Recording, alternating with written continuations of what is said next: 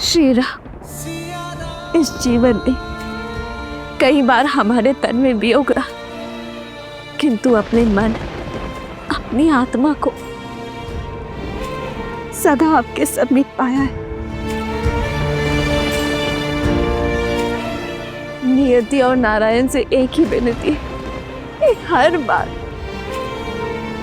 सीता को श्री राम ही मिले, किंतु आप किसी भी जीवन में वियोग का दंश न दे, जहां हम साथ रहकर भी साथ न जी पाए, और जब साथ जीने का समय आए तो हाथ छोड़कर जाना पड़ जाए।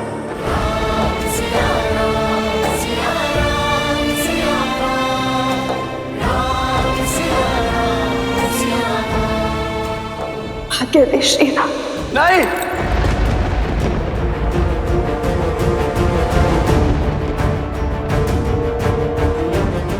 नहीं सीता, मैं तुम्हें जाने की आज्ञा नहीं देता।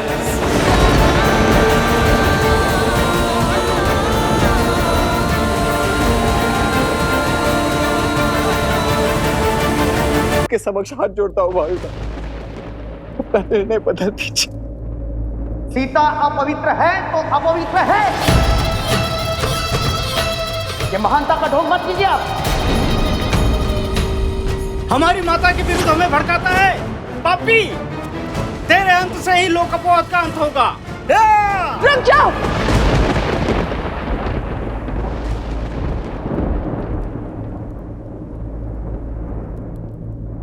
क्या आप सब भूल गए हैं राज दरबार की मर्यादा? छोड़ दो इन्हें। यूं बल से किसी के मन को बांधना, ध्वनि को दबाने के पक्ष में ना तो श्री राम है और ना ही उनकी सीता। आज अयोध्या की प्रजा इसे पकड़कर दंड देने को आतुर है। वही कुछ क्षण पहले उसी के साथ खड़ी थी। यदि मेरी पवित्रता पर इतना ही विश्वास था तो पहले ये प्रश्न ही क्यों उठाया? मेरा समर्थन क्यों नहीं किया? किसी और ने भ्रमित कर दिया। ये कहना बहुत सरल है, परंतु सत्य तो ये है कि कहीं ना कहीं आपके मन में भी स्त्रियों के विरुद्ध शंका थी, मेरे विरुद्ध संशय था, और इसीलिए आप सब इसकी बातों में आ गए। और आज जब मैंने अपने प्राणों को त्याग करने की बात कही, तब आपको विश्वास हुआ कि सीता पवित्र है। वो विश्वास इसे भी होगा, पर कदाचित समय लगेगा। ये युद्ध सीता और अयोध्या की प्रजा का नहीं है। चेतना और लोक अपवाद के बीच है। जैसे आप सबको अपनी चेतना जगाने में इतने वर्ष लगे, इनकी चेतना भी जागेगी, क्योंकि हम सब में एक ही आत्मा का अंश है जो परमात्मा से जुड़ा है। जब इनके भीतर का अंश मेरे भीतर के सत्य को देखेगा तो वो स्वयं लड़ेगा लोक अपवाद के अधिकार से।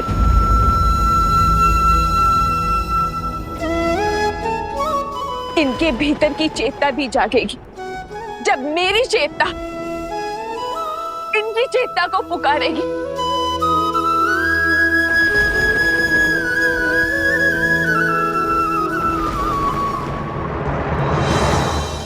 जय श्री राम।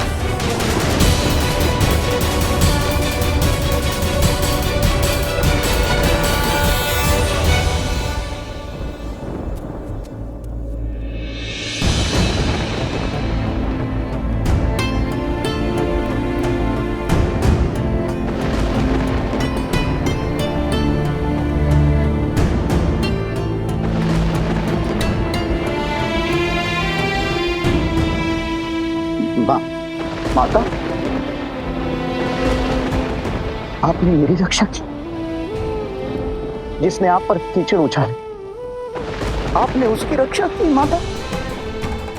आप धन्य है माता, आप धन्य है। मुझे क्षमा कर दीजिए। मैं आपकी पवित्रता को समझ ही नहीं पाया। मुझे क्षमा कर दीजिए माता, मुझे क्षमा कर दीजिए।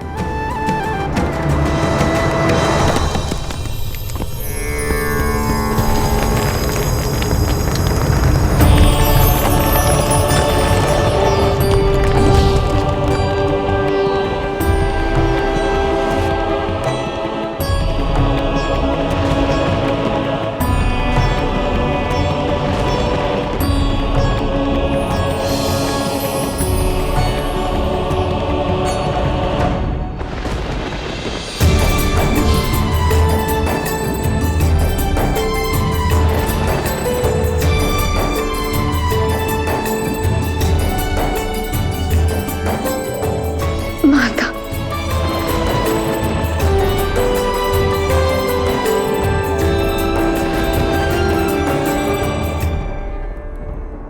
माता,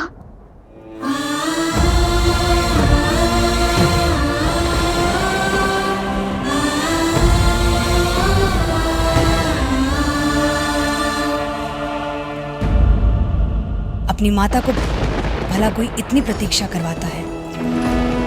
तुम्हारे हर दुख, हर कष्ट, हर पीड़ा, हर निर्णय की साक्षी हूं। इतना सब कुछ क्यों सहा पुत्री? मुझे पुकारने में इतनी विलंब क्यों कर दिया पुत्री? बिना अपने कार्य संपूर्ण के मैं कैसे आ जाती? किंतु अब मेरा हर कर्तव्य पूर्ण हो गया माता। मुझे पुनः उस घर में ले जाइए जहाँ से मैं जन्मी थी माता। मुझे पुनः ले जाइए। नहीं पुत्री,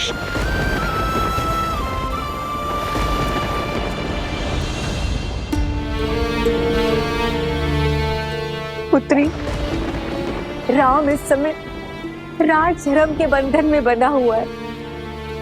उसके मौन को उसकी स्वीकृति मत समझो।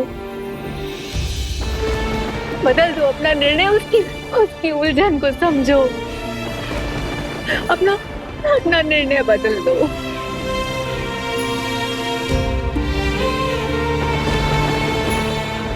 माता, मैं आपकी आज्ञा का उल्लंघन नहीं कर सकती, परंतु माता के ऊपर किंतु परंतु के बाण नहीं चलाए जाते पुत्री। राम को विश्वास था तुम पर कि तुम उसको समझोगी, उसका साथ दोगी। क्या है माता, और उनका विश्वास उचित भी था, किंतु आज उन्हें भी विश्वास जताना होगा कि उनकी सीता का ये निर्णय भी उचित है।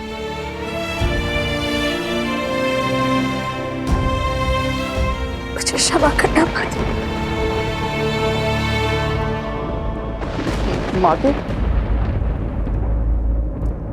माता, मुझे क्षमा कर दीजिए माता, क्षमा कर दीजिए।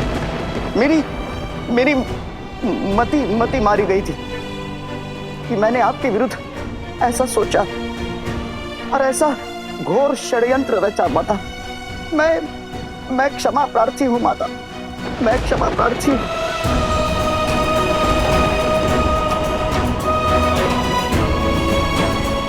मुझे सच में नहीं पता माता, मुझे क्या हुआ।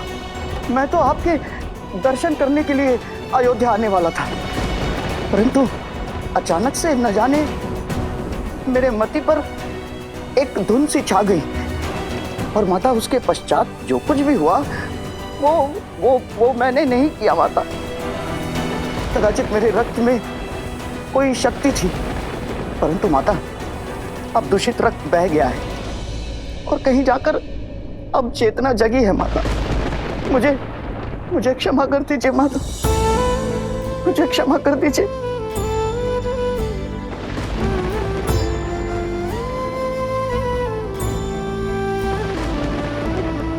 अपना निर्णय बदल दो सीते, बदल दो।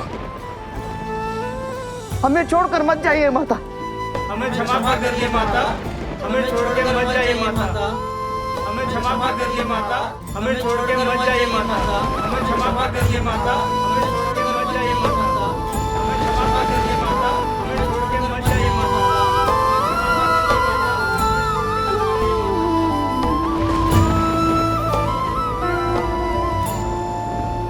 महादेव, अब तो सहस्त्रमुख रावण का रक्त भी उस व्यक्ति के भीतर से निकल चुका है।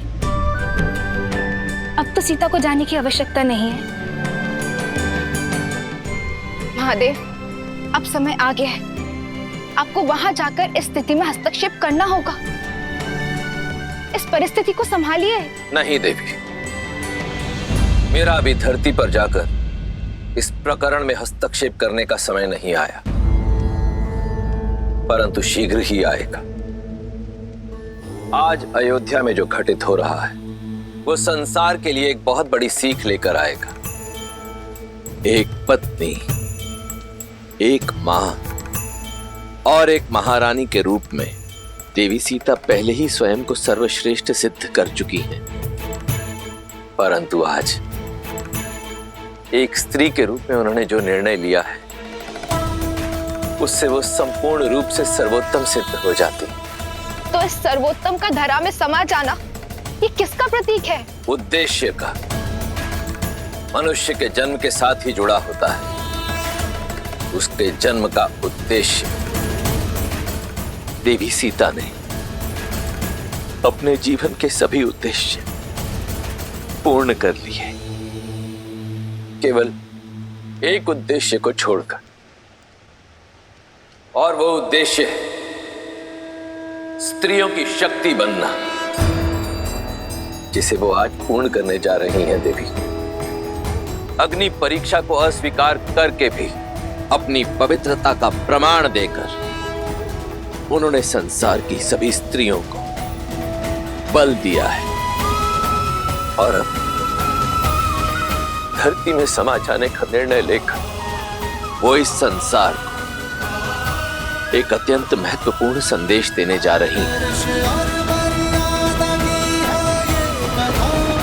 उठिए, खड़े हो जाइए आप सब।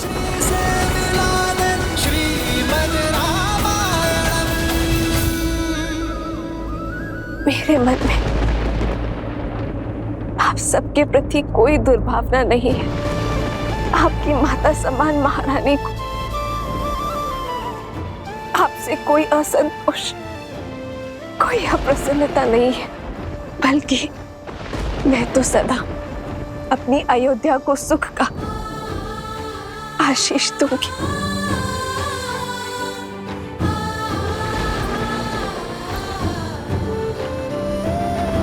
श्री राम, मेरी आपसे विनती है,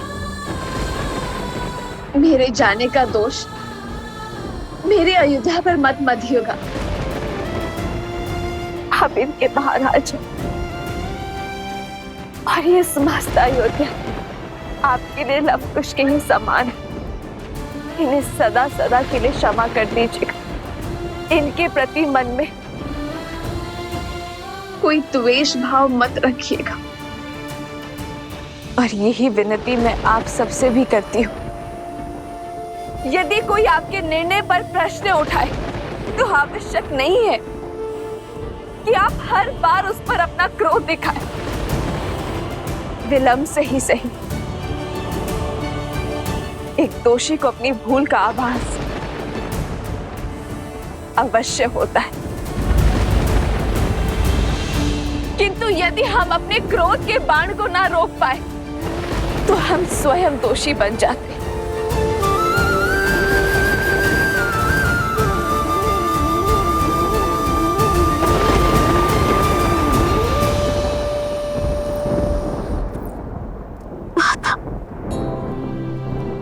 दर्शक, कदाचित मेरे जाने के पश्चात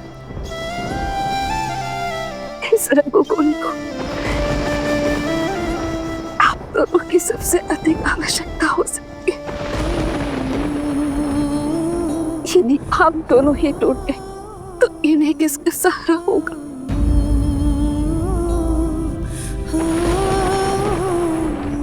ऐसा मत कहो पुत्री, मत कहो। हमें छोड़कर मत जाओ। नहीं सीता, सीता नहीं।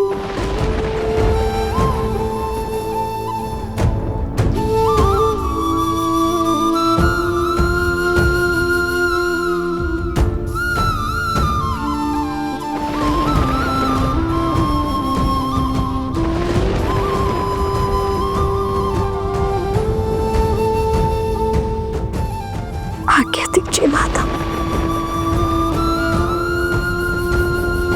माता,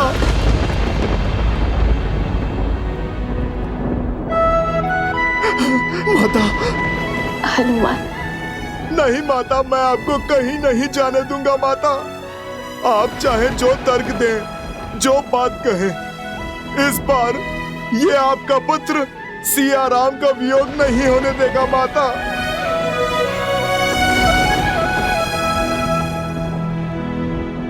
हद मत करो हनुमान। देखो, मेरी माता मेरी प्रतीक्षा करे। अब तक तो मैं उनसे दूर रही, किंतु अब मुझे मेरी माता के पास जाने दो। हे भूमि मां, कदाचित वर्षों बाद आप अपनी पुत्री को पाकर तृप्त हो जाएं। लवकुश और प्रभु श्री राम को माता की अधिक आवश्यकता है माता। माता आहत है, क्रोधित है, इतनी परीक्षाओं से अप्रसन्न है। माता तो किसी की भी नहीं सुन रही। अब यदि माता किसी की बात मानेंगी तो वो मेरे प्रभु की या फिर आपकी माता। प्रभु तो मौन है माता।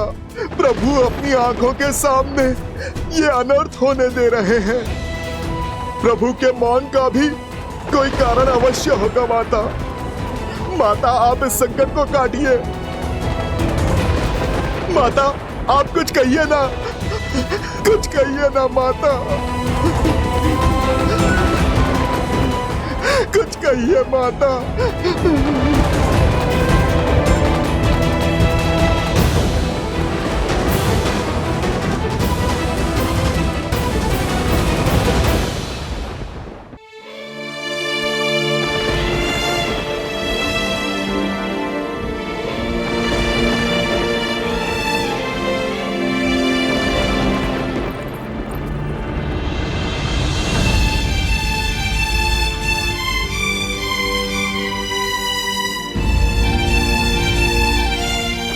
हनुमान को मैंने तुमसे पहले अपना पुत्र माना है। ये तुम्हारे बड़े भैया है, सदा इनकी बात मानना। भले ही तुम्हें मैंने अपने कोख से जन्म नहीं दिया, किंतु तुम जैसा पुत्र पाकर कृतार्थ हो गई मैं हनुमान। ये शांति, भक्ति, दया, सहजता और विश्वास अपने छोटे भाइयों को भी देना।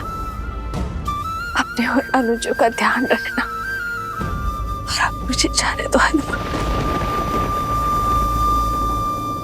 एक माता की विनती अपने पुत्रों से।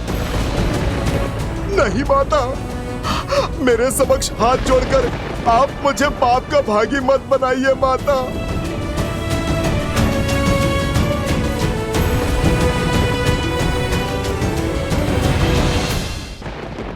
श्री राम, इस जीवन में कई बार हमारे तन में वियोग रहा, किंतु अपने मन, अपनी आत्मा को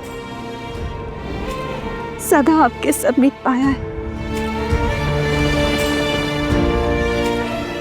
नियति और नारायण से एक ही विनती है, हर बार सीता को श्री राम ही मिले, किंतु आप किसी भी जीवन में वियोग का दंश न दे। जहां हम साथ रहकर भी साथ न जी पाए, और जब सांस जीने का समय आए तो हाथ छोड़कर जाना पड़ जाए।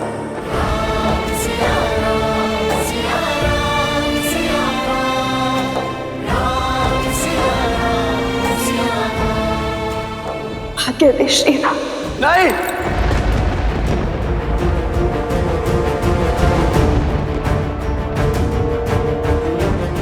नहीं सीता, मैं तुम्हें जाने की आज्ञा नहीं देता।